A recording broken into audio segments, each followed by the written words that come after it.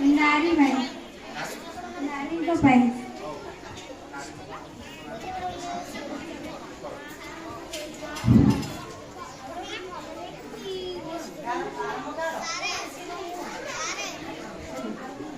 माँ माँ कुआडे गला जल्दी आस मो बेड़ी बांधी दियो मु स्कूल को परा जीबी मोर डेरी हे गलानी अरे सुबुची कि नाही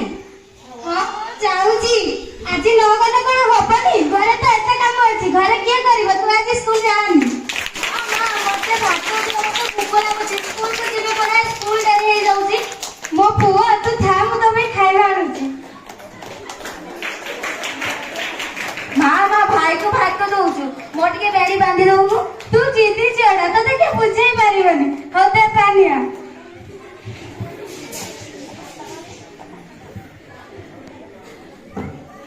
माँ मु स्कूल को जाउची हो जा देखि के जेबू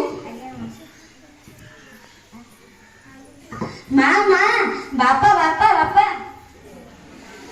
कोन खेला एते जोरे पाटी को देखा मु परीक्षा रे पास हेछि प्रथम हेछि ओ देखिया अरे हां तो तू तो पास हेछु हेले तू तो पास हेले मो पुओ बापा मु परीक्षा रे पास हे जाईछि अरे वाह मो पुओ तो परीक्षा रे पास करछि बापा मते साइकिल किनि दियो ना ना मते कलम आ खाता किनि दियो हो तू जहा कहू मैं किनि देबी हेले एबे घरे पैसा नाही तू जे तते जदी दरकार होछि तू दया इछु नै खा ताले मु कोन करबी तू कोन करबो तू गुटे सामान्य जियो तू घर काम कर तो मां को घर काम रे सहायता कर बापा बापा मु पाठ पढिबी मु पाठ पढी चाकरी करिबी आ चाकरी करे मु तुम ना रखिबी कहली परा तू जियो का तू घर काम कर तो मां को काम रे सहायता कर काली चाकरी चाकरी चाकरी को मान कर तू घर काम सीख आ बापा जाय बोले तो भलो पई कहउछंती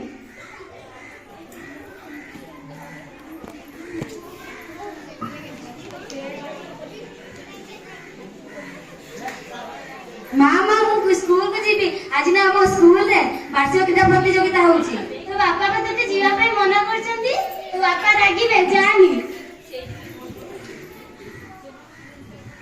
ना मु जाउची अरे रहो तो बापा रागीबे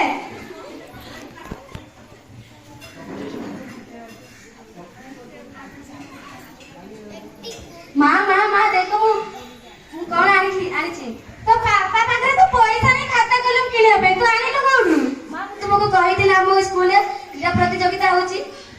अरे अरे एते गुला खाता कलम आनी कोठू ओ हो तू जदी आनी छु तो भाईटा कांदुची ताकू देई दबु हैला ने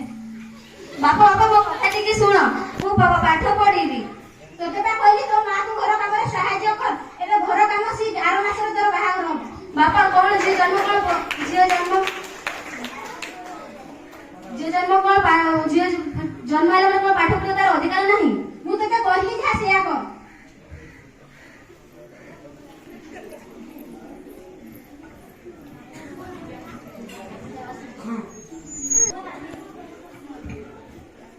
अरे शांति शांति कुआडे गला शीघ्र झियो को सहयोग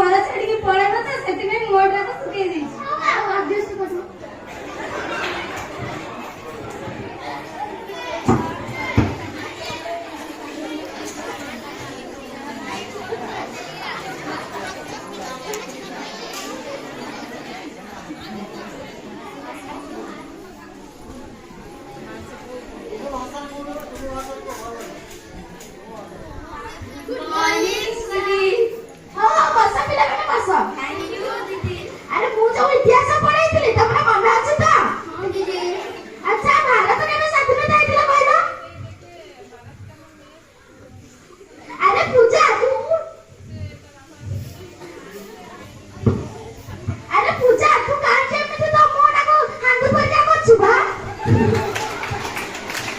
ମତେ ନା ଆଉ ଘର ଲୋକମାନେ ମନା କରୁଛନ୍ତି ପାଠ ପଢିବା ପାଇଁ। କାହିଁକି ମନା କଲେ? କାଲି ମାନେ ଘର ଲୋକମାନେ ଆସିଲେ ଦେଖା କରିବା ପାଇଁ ମନା କରୁଛନ୍ତି ପାଠ ପଢନି।